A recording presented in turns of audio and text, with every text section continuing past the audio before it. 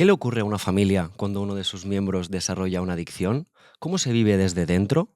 ¿Y cómo se acompaña a alguien que sufre cuando todo es tan complejo? En este capítulo de Brindar con Agua hablaremos del impacto profundo que tienen las adicciones en las familias y personas allegadas. Abordaremos el sufrimiento, la importancia de acompañar con presencia y también reflexionaremos sobre cómo ha evolucionado a lo largo de los años el papel de la sociedad, desde la epidemia de la heroína hasta ahora, y también qué podemos hacer como sociedad para acompañar mejor. Después de este pequeño aperitivo, voy a presentar a nuestros invitados de hoy. Tenemos ahí a Juan Trejo, que es escritor y recientemente ha publicado Nela 1979, que es un libro en el que narra su experiencia como familiar de una persona con una adicción. Hoy hablaremos con él sobre esta historia. Bienvenido, Juan. ¿Cómo estás? Estupendamente. Gracias por haberme invitado. Gracias, Juan. Y también tenemos con nosotros a Lidia Segura, que es psicóloga clínica y técnica en salud pública en la Subdirección General de Adicciones de la Generalitat, con una larga trayectoria en prevención y atención a las adicciones desde una perspectiva comunitaria y de salud pública. ¿Qué tal, Lidia? ¿Todo bien? Fenomenal, muy bien acompañada y con muchas ganas de brindar con agua. Genial. Pues conversaremos con Juan y Lidia hoy sobre el impacto de las adicciones en las familias y el entorno, un tema común pero poco visibilizado. Si quieres saber cómo afectan las drogas a nuestro cuerpo, si te preocupa alguien cercano o simplemente quieres informarte sobre sus riesgos antes de consumirlas, este es tu espacio, un lugar en el que brindamos con agua porque hacerlo también puede traer buena suerte.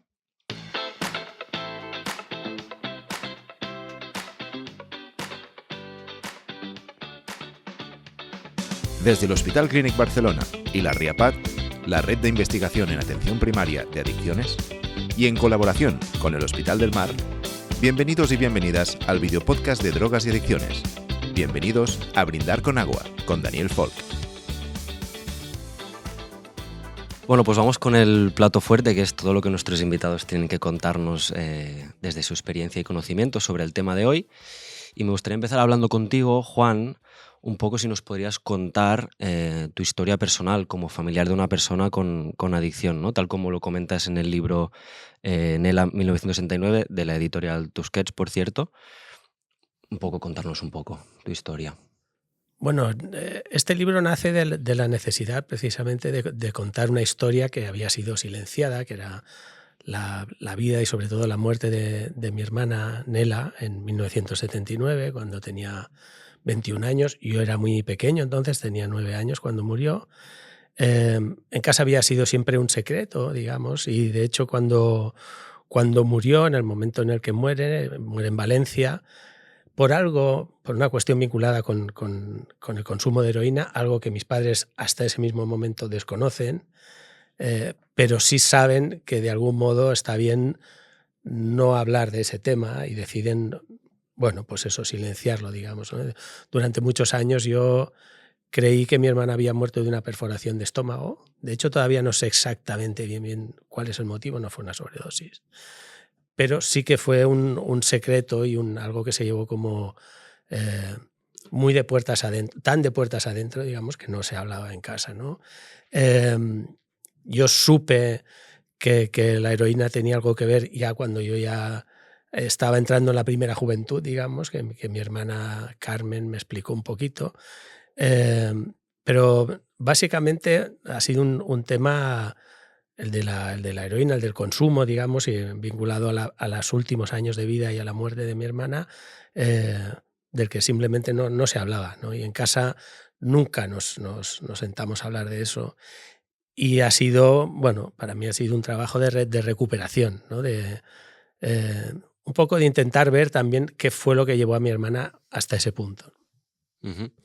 Y decías que los miembros de tu familia no sabían exactamente que había un consumo de heroína, quizá hasta que murió tu hermano o mucho tiempo después, pero sí que quizá algo sí que notaban, ¿no? Que estaba pasando ahí. ¿Cómo crees que afectó a los miembros de tu familia la adicción que no sabían? Claro, mi hermana Nela era la segunda, ¿no? Mi hermano Paco nació en el 56, mi hermana Nela en el 58, mi hermana Carmen en el 62. Yo llegué de rebote, digamos, en el 70. Eh, sí estaban más o menos al corriente, más o menos Ujú. sabían que mi hermana sobre todo ya en el último año de su vida, que fue cuando realmente ella era consumidora de heroína ya, digamos, de manera establecida, estaban al corriente. Lo que pasa es que en aquella época creo que nadie sabía realmente, ¿no? Estamos hablando del año 77, 78, qué era lo que realmente sucedía con la heroína. Se tenían noticias, ¿no? En ciertos ámbitos se conocía de su existencia, pero a un nivel social general eran más rumores, comentarios, no se sabía bien, ¿no? Mi hermano Paco y mi hermana Carmen, cuando muere, sí saben que consume. No saben hasta qué punto, porque también ella lo lleva bastante en secreto, ella se ha ido de casa, además el último año no tiene contacto apenas con la familia, ¿no? No lo tiene sobre todo con mi hermana Carmen, que es la que estaba más cerca de ella, digamos. O sea, saben técnicamente que consume heroína, pero no saben realmente qué implica eso, ni conocen, como yo he llegado a saber después, todos los movimientos que tuvo que hacer mi hermana, incluso los viajes en busca un poco de lugares donde poderla encontrar, que no era fácil tampoco en aquel momento. Tiene poco que ver con lo que pasará a partir de los 80, con la irrupción digamos, masiva de la heroína en Europa, ¿no? Pero algo saben. Mis padres sí, no tenían la más remota idea, ¿no? Mis padres tampoco habían tenido mucho diálogo en general, fruto de la época también. No quiero incidir como en ellos, digamos, o en su visión, ¿no? Mi madre y mi padre se enteran de que mi hermana era consumidora de heroína camino de Valencia, una vez ha muerto ya, ¿no? O sea, y porque se lo dice mi hermano Paco. Pero detalles concretos, más allá de algo muy específico que explico en el libro y de un momento en el que mi hermana Carmen fue testigo, digamos, directo de cómo mi hermana se pinchaba, digamos, mi hermana Nela, tampoco tenían el conocimiento que nosotros podemos suponer, ¿no? o que podemos tener hoy en día de lo que era el consumo de heroína. Ujú. Como bien comentabas, eran los años de 70, acababa de aparecer la heroína en España y en aquel momento era una sustancia desconocida, ilegal y muy estigmatizada, ¿no? Por lo que en torno a esta sustancia, pues hablabas, sobre todo en tu libro, ¿no? de mucho silencio, de mucho tabú. ¿Qué aprendizajes crees que se pueden rescatar de hoy de esa época en torno a la heroína y a las demás sustancias, claro? Es una etapa muy, muy, muy curiosa, muy particular. No, es difícil encontrarle un parangón con hoy en día, no solo por el conocimiento que tenemos de tantas cosas, a veces un conocimiento que nos impide llegar a saber realmente, ¿no? Tenemos información más que conocimiento, por decirlo de otra manera, pero era una etapa muy, muy singular, ¿no? de muchos cambios, ¿no? Y más en España, todo lo que tiene que ver con los inicios de la transición, que fueron también muy complejos, todavía turbios incluso, ¿no? Vistos incluso desde la distancia. Y a mí me dijo, definiendo esa época, Pep Barnadas, el director de la librería Altair, me dijo que en aquella época, él es más o menos de la edad de mis hermanos mayores, había entre los jóvenes había un exceso de voluntad de transgresión y un exceso de inocencia también, ¿no? Que es una combinación horrible cuando se trata o hablamos de la llegada a la droga, digamos, ¿no? Esa mezcla de voluntad de transgresión, inocencia, desconocimiento, es un poco lo que provocó lo que vendría después, ¿no? A principios de los 80 y durante toda esa década, e incluso entrados en los 90, con la heroína y con la suma del SIDA y todo esto, ¿no? No sé si hay una enseñanza directa. Creo que el estigma y digamos el miedo respecto a la heroína se tuvo desde muy, muy pronto, ¿no? Y aún y así, teniendo ese miedo y teniendo, sobre todo, en España pasa una cosa muy curiosa, más que en Italia o en Suiza, donde también afectó, o en Inglaterra, la heroína o la irrupción de la heroína a principios de los años 80. En España hubo campañas contra la heroína antes de que realmente hubiera un considerable número de consumidores de heroína, ¿no? Y sin embargo fue muy contraproducente esas campañas, muy masivas, muy tremendistas, que causaron precisamente casi un efecto llamada, ¿no? A lo mejor de ahí sí se puede sacar un poco un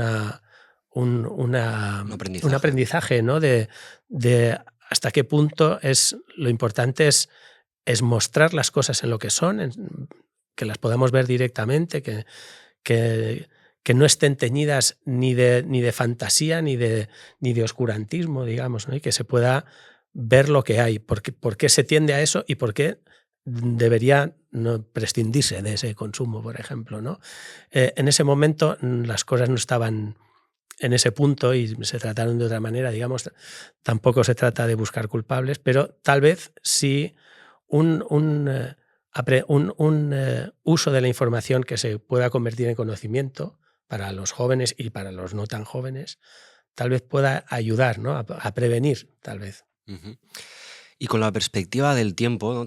Teniendo en cuenta que estamos hablando de épocas distintas, la de antes y la de ahora, ¿de qué forma crees tú, Juan, que la familia puede acompañar mejor a una persona con adicción?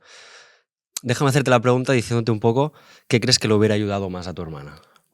Es una pregunta muy compleja realmente de contestar, porque tendría que ponerme en el lugar de mis padres. Claro, de hecho, yo me interesé por la historia de mi hermana y quise investigar y quise escribir este libro a medida que mis hijos se iban acercando a la edad que tenía mi hermana cuando se fue de casa y incluso cuando murió, digamos, ¿no? O sea, poniéndome desde ese lugar, yo entiendo, pero es que, claro, lo que puedo decir que es bueno para una persona con adicción es bueno para el tratamiento de cualquier problema dentro del seno de una familia, ¿no?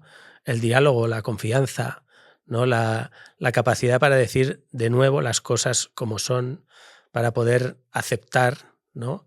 Para que los padres también puedan poner unas guías de actuación que realmente sean realistas, que funcione con el ejemplo, por ejemplo, ¿no? A veces es complejo pensar que, o es fácil pensar que uno puede dar consejos sobre drogas yéndose después al bar a tomar unos carajillos, por ejemplo, ¿no?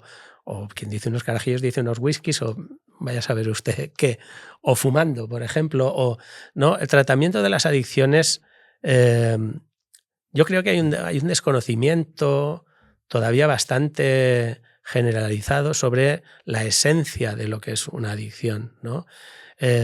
Obviamente las drogas, estamos alerta respecto a eso, ¿no? Sobre todo por toda la hilera de muerte y de destrucción que han dejado de manera muy obvia. También hay otras drogas que toleramos con bastante más facilidad, como el alcohol, por ejemplo, que también han dejado un amplio reguero, digamos, de dolor en las familias. Pero si yo puedo decir algo, es lo que he dicho al principio de la respuesta, ¿no? Que diálogo, ¿no? Algo que se construye no en el momento en el que pasa un problema, sino mucho antes, ¿no? Cierto grado de tolerancia, la importancia de valores, ¿no? Hablamos casi de un mundo jurásico, ¿no? Esto de los valores suena como si fueras, bueno, no sé, ¿no? Parece, y yo pienso que el seno de la familia puede ayudar a eso, el desarrollo de la familia, pero se necesitan unas circunstancias, una flexibilidad, una inteligencia, una mano izquierda para ciertas cosas, ¿no? Que realmente es difícil, ¿no? Incluso siendo, yo lo pienso respecto a mis hijos, que hoy en día tienen 23 y 21 va a cumplir, el de 23, digamos. Y muchas veces he tenido que cruzar los dedos, ¿no? Porque tú crees que estás dando un mensaje muy claro en casa, crees que estás marcando una línea de actuación, una manera de ser, ¿no? y un diálogo, pero piensas, ostras, cuando tus hijos, cuando un miembro de la familia sale fuera de casa, son tantísimos los estímulos, los impulsos, las ansiedades, los miedos, ¿no? Con los que se tiene que enfrentar, que una buena base está bien, pero no sé si es suficiente. Uh-huh. Y por último, Juan, brevemente, si tuvieras delante a alguien que está viviendo lo que tú viviste como familiar, ¿no? Un familiar de alguien que tiene una adicción, ¿qué le dirías? Uf, no sé, estas cosas son... ¿Qué consejo le darías o qué le Consejo, dirías? yo no me veo muy capacitado para dar consejos de nada, ¿no? Sí puedo decirte, si te parece, ¿no? Por supuesto, A raíz me de parece. la publicación del libro, a mí me ha pasado una cosa muy, muy curiosa. Yo he recibido, desde que salió en septiembre, y no exagero, ¿no? Todos los días, durante los primeros 6 meses, todos los días prácticamente, mensajes de lectores y lectoras de todos los rincones de España e incluso de otros lugares. Hoy me ha llegado un mensaje de un chico de Cuba, o sea, que me ha dejado hablando, dando las gracias, y no quiero decir con eso como echarme flores, digamos, aunque el libro es estupendo, ya os lo digo, y hay que comprarlo. Sí, yo me lo he leído y doy fe, doy fe. Y lo que quería decir con esto es que sí que he visto que hablar de este tema, ¿no? Sacarlo a la luz, intentar librarlo un poco del estigma, intentar ver el lado positivo de los que consumen o de los que han consumido, ¿no? Porque no simplemente son monstruos o vagos o viciosos, ¿no? Sino que ahí al fondo o ha habido o hay una persona digna, sin duda, ¿no? Que no hay que olvidar nunca eso, que detrás hay una persona digna, que merece respeto, ¿no? Que tiene sus sueños o tal vez los ha olvidado, pero los ha tenido, ¿no? No olvidar eso y seguir tratando a esas personas, si hay alguien en el entorno, como alguien humano. No me atrevo a decir cómo se ayuda a salvar a alguien, no lo sé. No lo sé, a mí me produce pánico el pensar tener que enfrentar una situación así como cara a cara, ¿no? Pero Lo que sí, nos has contado, Juan, yo creo que no es muy olvidar, útil, ¿no? ¿eh? Y va a ser un buen consejo seguro. Va a ser un buen consejo seguro. Bueno, eso espero. Bueno, Lidia, qué interesante, ¿no? Lo que nos contaba Juan. Muchísimo, la verdad. Y gracias por tu testimonio y por ponerlo en palabras por escrito, y que quede, ¿no? Y me consta que no ha sido seguramente fácil, ni para ti ni para tu familia, pero es muy valiente y muy necesario. Antes de entrar un poco en el tema de las familias, Lidia, me gustaría preguntarte cómo ha evolucionado nuestra comprensión como sociedad sobre las drogas a lo largo del tiempo, ¿no? Porque estábamos hablando de otra época, que era la época de la heroína, ¿no? A nivel de percepción social o de políticas públicas, ¿qué ha pasado? ¿Qué cambios han habido a lo largo de los años? Pues hemos avanzado bastante, pero no lo suficiente o no tanto como nos gustaría a las personas que nos dedicamos a este ámbito y a las familias y a las personas afectadas. Porque sí es cierto que bueno, pues conocemos muchísimo más sobre las bases biológicas, lo que hay detrás del desarrollo de una adicción a nivel de la neurociencia, se ha investigado muchísimo, pero es verdad que es un ámbito todavía con muchas preguntas por responder y tampoco hay una respuesta única, ¿no? Cada caso además es muy diferente. Sabemos sin duda alguna que los determinantes sociales, el nivel socioeconómico, el contexto en el que viven las personas tiene un impacto muy grande, pero no es un único elemento el que incide en que una persona desarrolle una adicción o no. En el caso de Nela, pues tenía sus circunstancias, ¿no? Y esto se tiene que trabajar, a pesar de tener modelos más generales, en un modelo muchísimo más centrado en la persona, individualizado, para poder entender en profundidad lo que le está pasando a esa persona y por qué ella ha optado o ha desarrollado esa problemática, teniendo en cuenta lo que tú decías, que las sustancias pues tienen un elemento de placer que no hay que olvidar. Luego, el problema que tenemos también es que los avances que se han producido pues no son generales, es decir, hay zonas en Europa, pues hemos avanzado bastante, pero aún así en Europa hay países que todavía tienen unos modelos muy persecutorios, muy punitivos sobre lo que es las adicciones, y en cambio, afortunadamente en nuestro contexto estamos en un país en el que bueno, ya hemos ampliamente acogido el modelo de salud pública, que intenta respetar muchísimo más los derechos humanos de las personas, entender en profundidad el padecimiento y lo que hay detrás de esa patología, pero no está generalizado, desgraciadamente. Y todavía tenemos que avanzar muchísimo más en la comprensión y a nivel social, porque bueno, todavía hay mucho, a pesar de que tú hablabas del año 79, pues bueno, hay muchísimos contextos todavía en que las personas con adicciones no pueden hablar abiertamente de esta realidad por miedo a ser juzgadas, a ser excluidas, a no tener acceso a lugares de trabajo, a viviendas, etc. Entonces, bueno, hemos avanzado, pero tenemos que seguir muchísimo más y necesitamos espacios como este y como muchos otros, ¿no? de poder hablar y de poder visibilizar todas estas necesidades que hay. Juan nos comentaba antes del silencio, ¿no? que se vive en las familias, ¿no? y alrededor de uno de los miembros, ¿no? que desarrolla una adicción. ¿Cómo viven realmente, Lidia, y atraviesan las familias este proceso? Pues estaba escuchándote, Juan, y resulta que pues ayer mismo recibimos correos, ¿no? de familias que no saben qué hacer ante esta realidad, es decir, que están muy confundidas. O sea que dentro de lo que hemos avanzado, pues todavía hay mucho camino por recorrer ahí, ¿no? Muchísimas familias todavía no entienden a qué se enfrentan. Quizá a veces se confunden, ¿no? Y no lo detectan precozmente, entonces se culpabilizan, ¿no? De que por qué no lo vi, por qué no hice nada.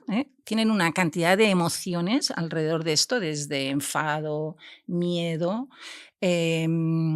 ansiedad, ¿no? Es decir, y sobre todo lo que decía antes, ¿no? De la culpabilidad. Entonces, se sienten muy solas todavía y a veces desconocen, ¿no? dónde pedir ayuda. Entonces es un sufrimiento muy invisibilizado, porque sí que hemos avanzado mucho en intentar ayudar a las personas afectadas, pero a veces en esta mirada nos hemos olvidado de que estas personas viven en entornos, en familias, y que el padecimiento de la adicción es un padecimiento compartido y que cada uno tiene una dosis, ¿no? que no puede ser...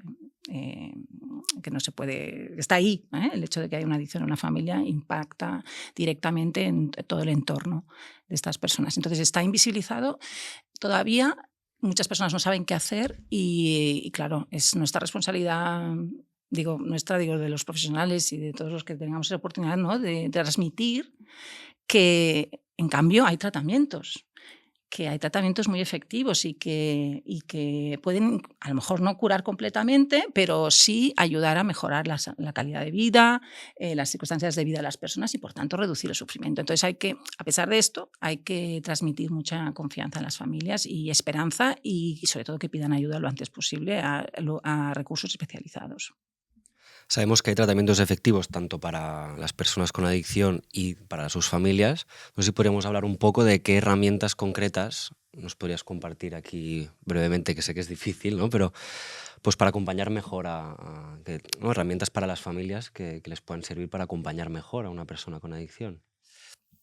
Como decía antes, Dani, para mí me he especializado muchísimo en la detección temprana. Es decir, que cuanto antes podamos detectar que algo está pasando, que esa persona, y podamos actuar mucho mejor, porque si no llegamos tarde, muchas veces. Entonces, y las relaciones se han podido deteriorar muchísimo hasta el punto de que no puedas ayudar a esa persona. Es decir, que tú no seas un interlocutor válido para esa persona en relación a su problema. Por tanto, muy, muy importante la detección precoz. Y eso requiere una mirada sostenida y continuada sobre lo que le pasa, sobre todo en el caso, por ejemplo, de los padres, ¿no? a las personas con las que vives, ¿no?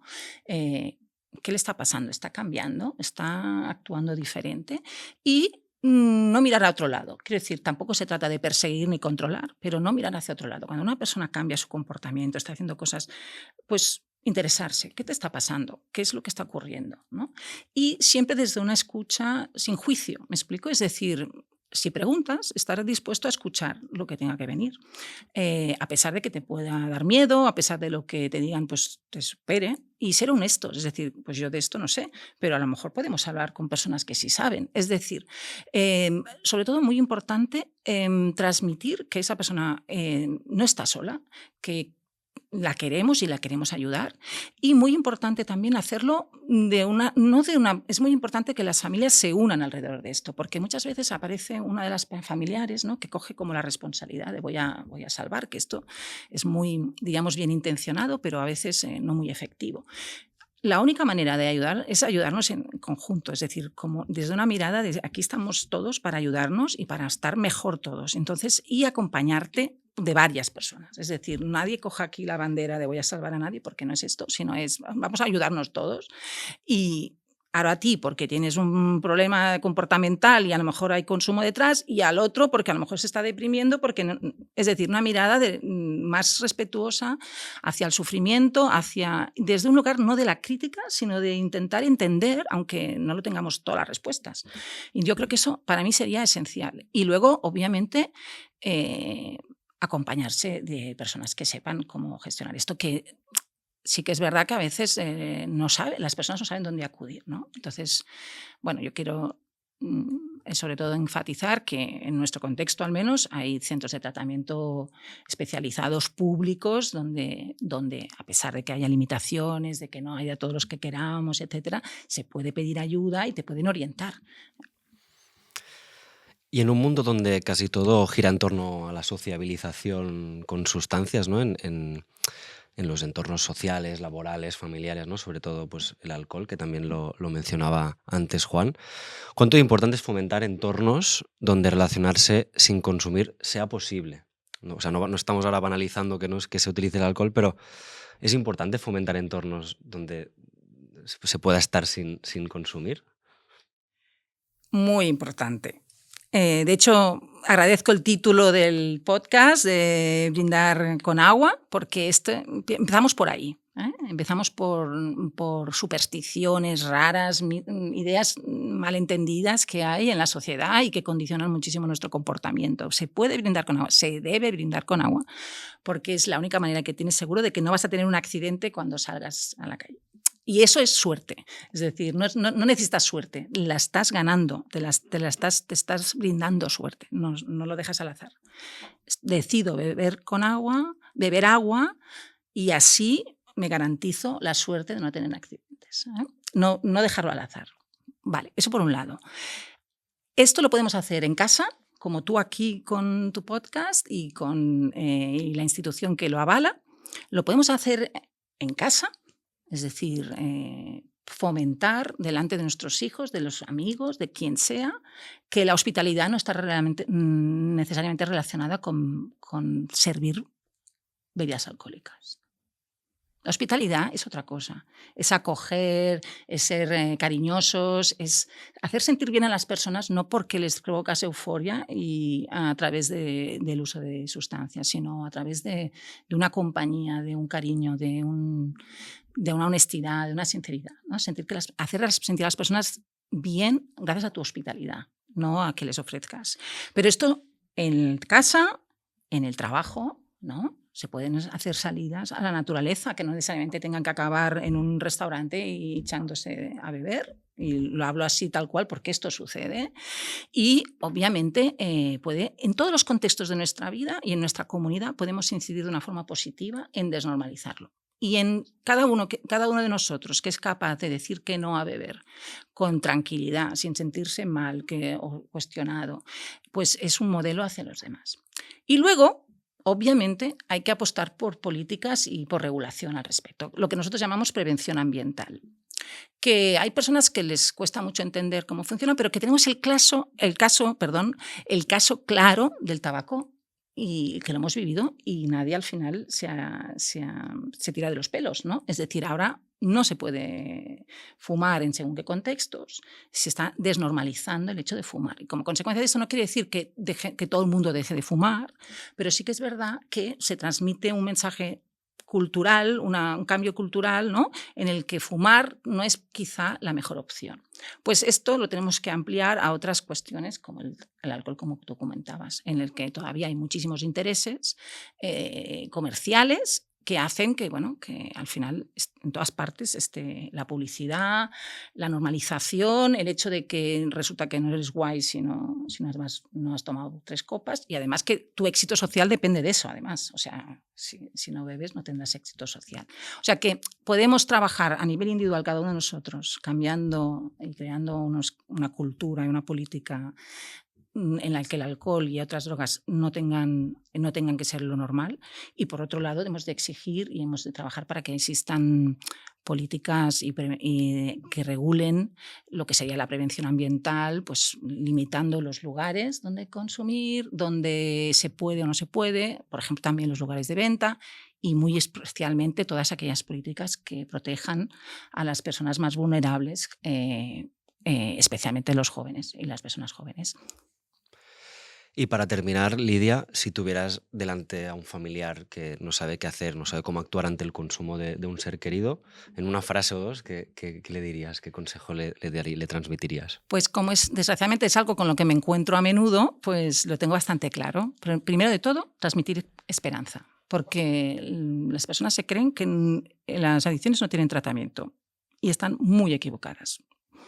Ellas a lo mejor no lo conocen, pero hay tratamientos muy útiles, como decía antes, y además, a pesar de que a lo mejor no te recuperes completamente, tu calidad de vida seguro que va a mejorar. Entonces, afortunadamente, uno de los progresos que hemos tenido es que en nuestro país hay acceso a tratamientos de muchos tipos y muchas veces muy centrados en las necesidades de las personas. Es decir, si tú a lo mejor la abstinencia no es posible, pues vas a tener acceso a la reducción de daños. Y eso te va a ayudar. Y entonces es un primer paso y hay que transmitir esperanza a las personas afectadas. Eso por un lado. Por otro, muy importante, que no están solas, que pidan ayuda. Es decir, que a lo mejor tú no entiendes cosas, pero hay personas que pueden ayudarte a entender mejor y acompañar mejor a las personas. Y muy importante en este proceso, no olvidarse de uno mismo. Quiero decir que la responsabilidad del tratamiento está en la otra persona. Es decir, tú la puedes acompañar, la puedes respetar, la puedes cuidar, pero si va o no a cambiar esa persona, será su decisión. Y la mejor manera de ayudarla es a que se aprenda a cuidar es siendo el modelo de cómo uno se tiene que cuidar. Entonces, muchas veces pretendes que el otro se cuide, pero tú mientras estás diciéndole al otro, tú no te estás cuidando. Y hay que trabajar mucho en la modelización, es decir, más que decir, hacer. Entonces, yo me cuido de mí, aprende tú a cuidarte, ¿vale? Y cuando lo que necesites estoy a tu lado. Este sería para mí el resumen. Muy bien, pues muchas gracias, Lidia, y pasamos a la sobremesa.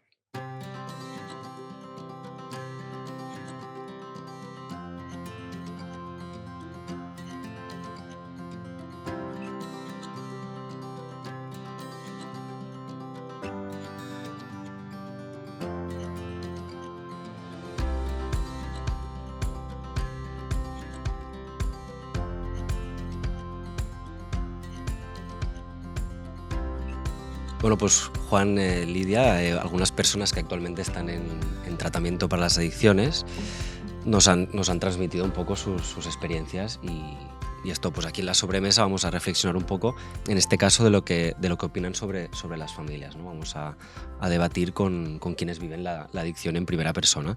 Por ejemplo, una frase que nos comenta Antonio, que decía que estoy disfrutando de mis nietos como el alcohol no me dejó disfrutar de mis hijos. No sé qué opináis de esta. De entrada, qué lástima, digamos, ¿no? Qué lástima para el padre, que ahora es abuelo, digamos, y para los hijos también, ¿no? Bueno, suerte para los nietos, que lo disfruten, digamos, ¿no? Yo muchas veces pienso, ¿no? en la gente. Tengo unos cuantos amigos, algún escritor incluso, ¿no? Conocido, que ha dejado el alcohol y curiosamente, ¿no? Antes estabas comentando tú, Dani, estabais comentando sobre el alcohol como un elemento que ayuda a la socialización y tal, ¿no? A socializar, perdón. Y me decía que es lo mejor que le ha pasado en la vida haber dejado el alcohol, ¿no? Él que había llegado a tener, en concreto este amigo, un problema serio que le llevó al divorcio, ¿no? A separarse, apartarse de sus hijos. Claro, es difícil a veces ponerse en el lugar, creo yo, de alguien que ha llegado hasta ahí abajo y que puede salir, ¿no? Sobre todo que ha llegado hasta ahí abajo, ¿no? Porque realmente creo que si no lo has vivido, el que lo ve desde fuera es otro tipo de sufrimiento. Fíjate, de todas maneras, Juan, si me permites, yo le diría, ¿cómo has dicho que se llamaba? Antonio. Yo afortunadamente, o desafortunadamente, pero sobre todo afortunadamente, cuando he sido testimonio, ¿no? en los procesos de tratamiento de las personas, ¿no? De cómo se dan cuenta, ¿no?, de realidades tan con tanto calado, porque esta persona está diciendo en una frase algo que es no sé si la palabra ahora, pero es lapidador Lapidario. o lapidario. ¿Ves? Menos mal que tenemos aquí un profesor de lengua, porque mi castellano a veces, es lapidario. Pero detrás de esto hay que decirle a Antonio, hay una oportunidad ahí. Cógete a eso, porque eso te va a ayudar.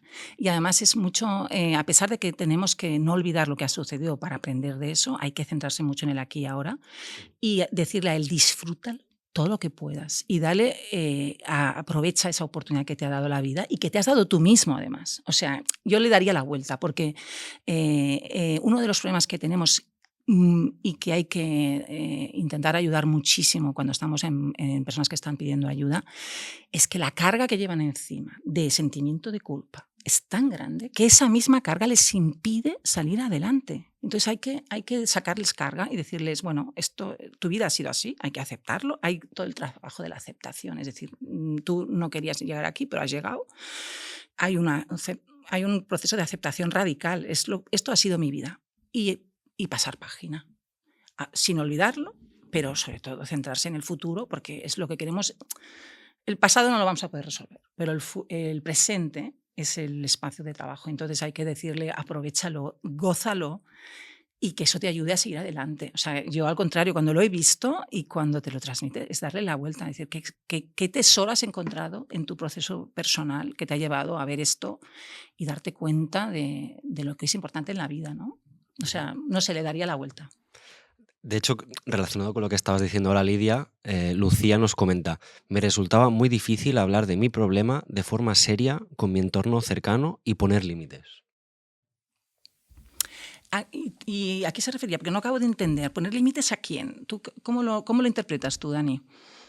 Porque tiene como muchas miradas esto. Bueno, es que hablar de esto no es fácil. O sea, si yo como profesional hablar de las adicciones, que en principio sé algo, me resulta súper difícil a personas que no.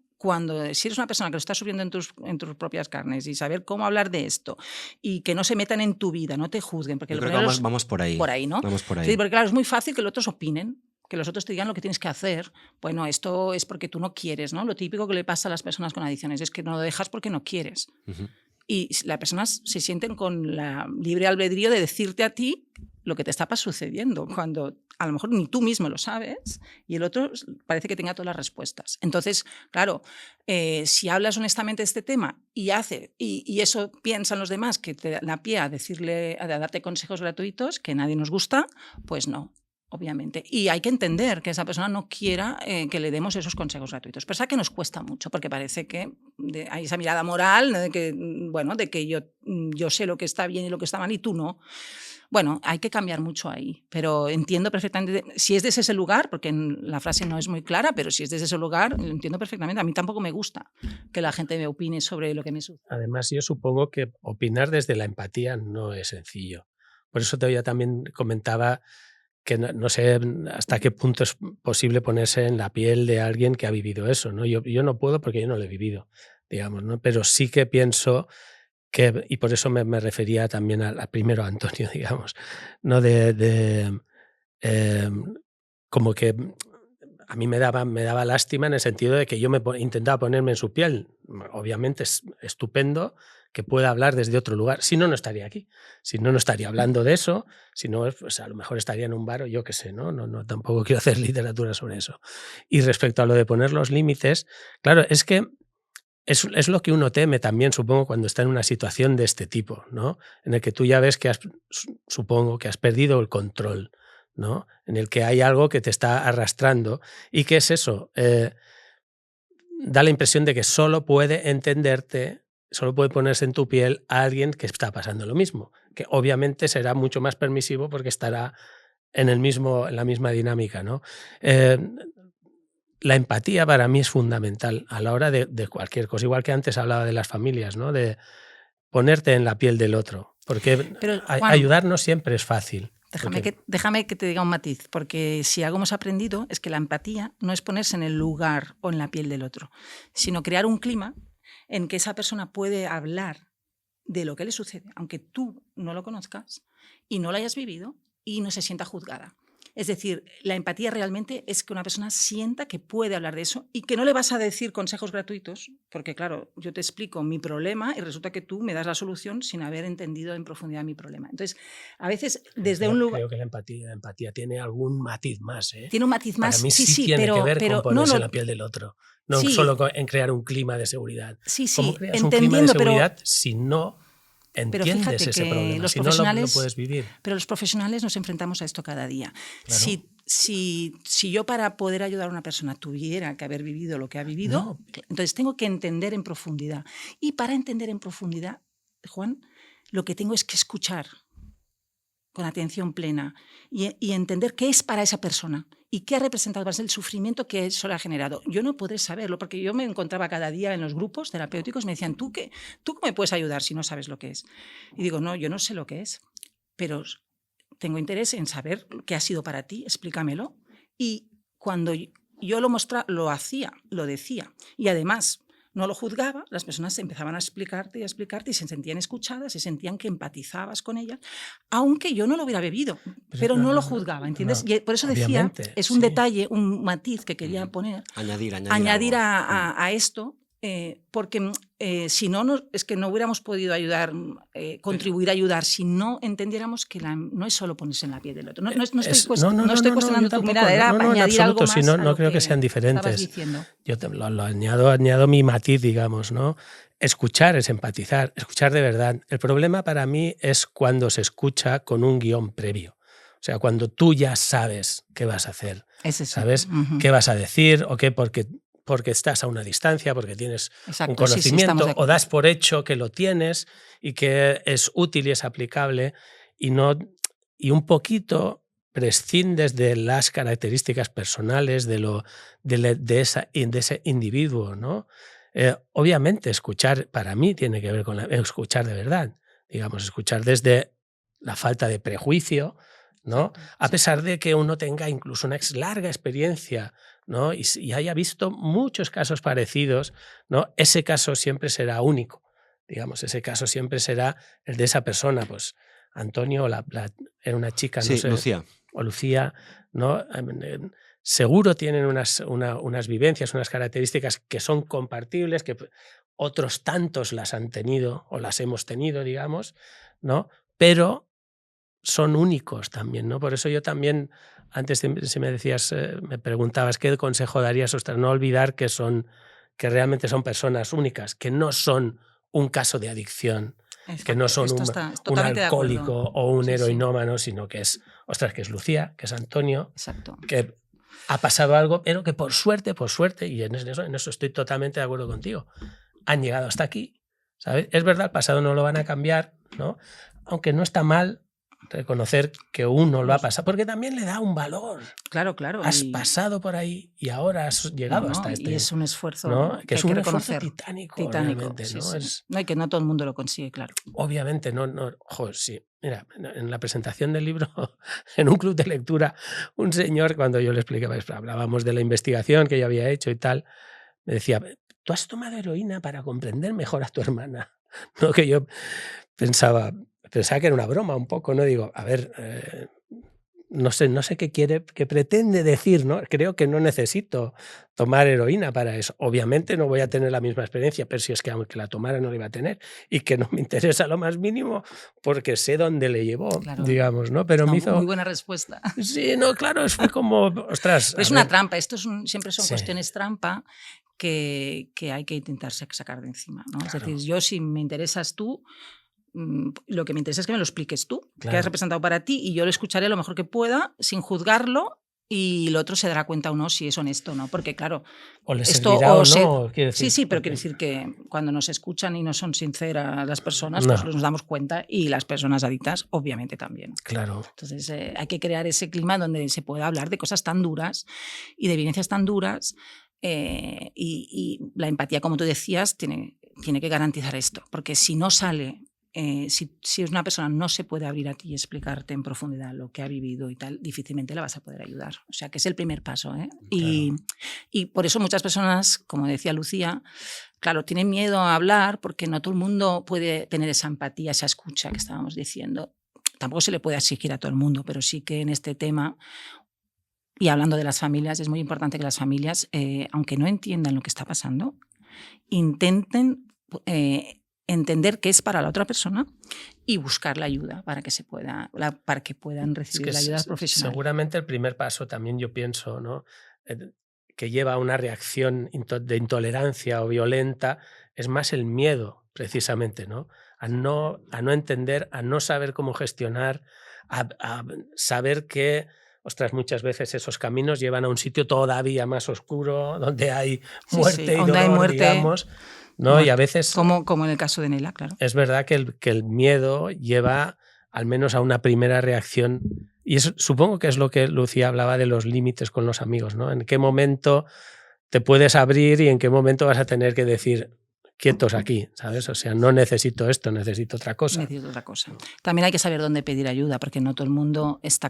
Es decir, no, a los amigos, pues algunos sí y otros no. Entonces también hay que entender en la vida, hay que entender a quién le podemos hablar de según qué y a quién no. Sí, porque eso... Por nuestro bien, digo las personas con adicciones y cualquiera de nosotros. ¿Hasta qué punto alguien que te entienda va a ser muy condescendiente? Claro. Y realmente tampoco va a suponer una ayuda, porque a lo mejor lo que tú estás necesitando es un freno, es alguien que te estire, es alguien que te saque de ahí con cariño, digamos, o con empatía, sin juzgar, pero sí que te ayude a dar un salto de ahí, a salirte de ese círculo, ¿no? Me pareció muy interesante porque entre los dos habéis creado como una definición muy, muy, muy profunda y muy rica, ¿no? De empatía, de escuchar, de atender, de comprender, ¿no? Pero manteniendo siempre ¿no? ese respeto hacia la vida y la historia de esa persona que al final pues cada uno tiene, ¿no? Y tú lo has comentado un poco, Lidia, no ahora sino en la entrevista, que hoy en día todo se ha llevado mucho más a esto, ¿no? A enfoques motivacionales, enfoques centrados en la persona, centrados en la historia de cada uno, ¿no? Y todo se está llevando un poco aquí, ¿no? A cómo escuchar mejor, cómo atender mejor, cómo darle más importancia a lo que realmente está viviendo cada uno con lo que tenga. Sí, no, es que yo creo que no hay otra manera de trabajar con esto. Es decir, desgraciadamente, digo desgraciadamente porque es verdad que coexisten abordajes terapéuticos que algunos de ellos no son, diríamos, basados en evidencia, que todavía son modelos muy basados en la penalización, en la punición y hacer sentir mal a las personas o como personas fallidas, ¿no? Entonces, existe todavía y entonces sí aprovechar este foro y este espacio para recordar a las familias que hay espacios muchísimo mejores, que si por lo que sea uno llega a un lugar donde no le tratan bien y donde hace sentir mal, no es un buen lugar. Porque la única manera de salir de aquí y salir de las adicciones es rescatar lo bueno que tiene esa persona. No enfatizar lo que tiene de malo, sino decir, esa persona va a poder salir de ahí si se acoge a todo lo otro que tú siempre decías, ¿no? Que las personas son mucho más que la adicción, pues eso, a lo que no es la adicción, la mirada salutogénica, lo que tiene de bueno esa persona, validarlo, reforzarlo, afirmarlo, ampliarlo, incrementarlo, para que ella misma encuentre los motivos y las ganas de salir de ahí. Entonces, todos los abordajes, y que quede muy claro a la audiencia, que todos los abordajes que vayan en contra de esto y que solo hablen de lo mal que lo has hecho, lo pésimo que has hecho, las decisiones que has tomado en tu vida, eso no nos ayuda. No nos interesa. No nos interesa, exacto. ¿O puedo decir por supuesto, una última cosa? Por supuesto. Antes habéis hablado de la culpa, que para mí es un tema fundamental en el ámbito de la familia, sobre todo, ¿no? Y en los padres. Yo estoy seguro, digamos, que el sentimiento de culpa es lo que llevó a mi padre a la tumba, por ejemplo, ¿no? El no saber gestionar eso bien. Mi madre era otro tipo de persona, digamos, a lo mejor más pragmática, a lo mejor más insensible, no lo sé, ¿no? Pero yo precisamente pienso que exactamente igual que con los amigos, pero más en el ámbito de la familia, ¿no? Esta idea de podría haber hecho algo se me ha escapado, no he sido... Claro, no todos somos profesionales, no todos tenemos guías, no todos tenemos esa capacidad para estar atentos sin ser invasivos, ¿no? Y yo pienso que es una de las cosas contra las que hay que luchar precisamente, incluso a nivel social, ¿no? También las cosas tantas veces se ocultan o se tapan por por el miedo, por la culpa a no haberlo hecho bien, digamos, ¿no? Y todos tenemos derecho a equivocarnos, ¿no? No solo los que consumen y lo dejan, sino los que estamos al lado también de los que consumen, también nos podemos equivocar y también podemos rectificar y hacerlo un poquito mejor, ¿no? Que de eso Efectivamente, se trata. es muy importante que las familias, no culpabilizar a las familias, porque ellas ya traen de por sí, como tú dices, todo este sentimiento, y ayudarlas a avanzar y centrarse en lo que sí. Lo que sí pueden hacer. Que hay mucho que sí, es que la claro, mayoría es sí. Muchísimo, ¿no? Y de hecho, si consigues, es la clave para salir de la adicción. Tanto la persona afectada directamente como todo su entorno. Y para terminar, me gustaría acabar con una frase de Luis que nos comenta que hay personas que nos quieren y que nos ayudan a seguir adelante, ¿no? Yo creo que este es un poco también el mensaje con el que me gustaría terminar el capítulo de hoy. Os dejo un minutito para que la comentéis, si queréis, esta frase. La verdad es que cuando puedes ver el amor, cuando una persona puede ver que ya es un síntoma de que realmente esta persona ha hecho un proceso y está... Porque muchas veces la propia adicción y la propia culpa y las culpas hacia los demás hace que no puedas ver que detrás de muchas de las cosas que se han hecho, a pesar de los errores y que se hubieran podido hacer diferente, etcétera, etcétera, lo que había era un intento de ayudar y de amor. Entonces, cuando una persona ya lo puede ver, esto para un terapeuta es síntoma de que esta persona ya está, ya. Y luego, yo creo que si algo he visto, primera que siempre digo que, bueno, ahora no estoy en el ámbito clínico, pero he estado muchos años que yo he visto muchísimo amor en los grupos, es decir, los grupos terapéuticos, los grupos de autoayuda, la generosidad, cómo las personas se ayudan entre ellas. Tienen mucho, estas personas, yo he aprendido mucho del amor a través de compartir espacios grupales con ellas y sobre todo de darle valor y respetar a las personas, ¿no? Y lo que te pueden aportar. Entonces, bueno, eso es lo que querría decir. Sí, yo voy en esa línea también, ¿no? De cuando ves el amor ya lo has visto todo, digamos, ya tienes un sitio, ya tienes una cuerda de la que tirar. Y eso, cuando uno está muy abajo, digamos, siempre está solo, digamos, ¿no? Siempre siente que nadie lo puede entender, que no lo va a poder hablar, que va a recibir una crítica demoledora, ¿no? Y eso aísla, hace estar solo, que a veces es el gran problema, tanto del que sufre el problema como del que a veces intenta ayudar, ¿no? Está bien recordar que nunca estamos solos, que no estamos solos, que siempre hay alguien, ¿no? A veces esa ayuda y ese amor o esa mirada limpia que uno necesita o ese empujoncito puede estar un poquito en cualquier parte, ¿no? Uno también tiene que ser receptivo a eso y saber que no somos islas, ¿no? Realmente somos archipiélagos, más bien, ¿no? Quiere decir... Estamos conectados. Sí, y al final es verdad. Uno a lo mejor no ha consumido y se ha visto ahí perdido, pero sabe lo que es sentirse perdido. O sea, eso sí lo sabe. ¿Sabes? Tal vez no has vivido esas circunstancias, pero sabes lo que es el dolor, sabes lo que es la soledad, sabes lo que es el miedo, porque somos humanos, digamos, ¿no? Y lo llevamos en el pack. Está bien cuando uno mira a otro, verlo también desde eso, ¿no? Desde que no solo esa persona no está sola, el que mira tampoco lo está, digamos, ¿no? O sea que está bien recordarlo, es bueno, ¿no? Somos humanos, no somos tan malos. Realmente, a pesar de que haya políticos por ahí que anden tirando bombas, en fin, en general creo que el sí impera, por suerte, y está bien recordarlo. Estamos de acuerdo. Me gusta que terminemos con el mensaje de que no estamos solos. Si estás escuchando esto y sientes que necesitas ayuda, queremos recordarte justamente que no estás solo. Puedes acudir a un centro de atención primaria o a un centro especializado de adicciones, ya sea para resolver dudas, para hacer una consulta o simplemente hablar. No dudes en ponerte en contacto. Informarse o pedir ayuda es el primer paso. Bueno, pues muchas gracias, Juan, por venir. Muchas gracias, Lidia. No sé si tenéis algún mensaje final con el que cerrar el capítulo. Creo que antes lo hemos dejado bastante en alto, digamos, ¿no? Pero para mí es eso, ¿no? A mí me encanta que haya testimonios, que haya gente que puede explicar su historia porque ha superado esa historia, digamos, ¿no? En mi caso, poder contar la historia de mi hermana, que no tuvo un final precisamente tuvo un final bastante trágico, pero poder haber encontrado luz, digamos, yo sé que eso lo sé porque, digamos, he recibido feedback, ¿no?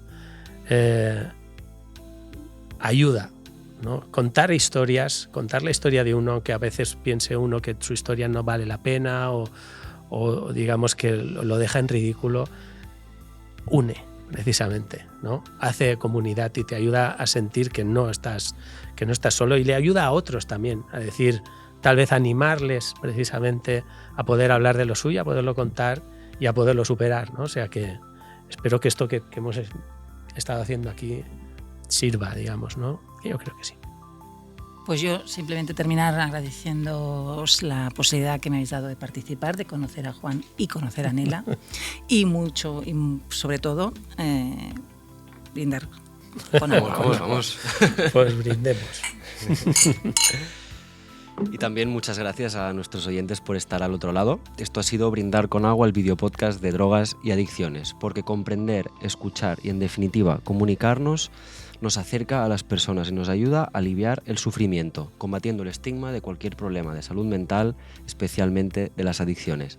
Nos vemos en el próximo capítulo y os dejamos con la cuenta. Muchas gracias. Brindar con Agua es un proyecto del Hospital Clínic Barcelona con la RIAPAD, la Red Nacional de Investigación en Adicciones. La RIAPAD está formada por una red de científicos de hospitales y universidades de toda España que trabajan juntos para, entre otros objetivos, mejorar la prevención del consumo de drogas, el diagnóstico, los tratamientos y la comprensión de cómo afectan las drogas al cerebro y al organismo.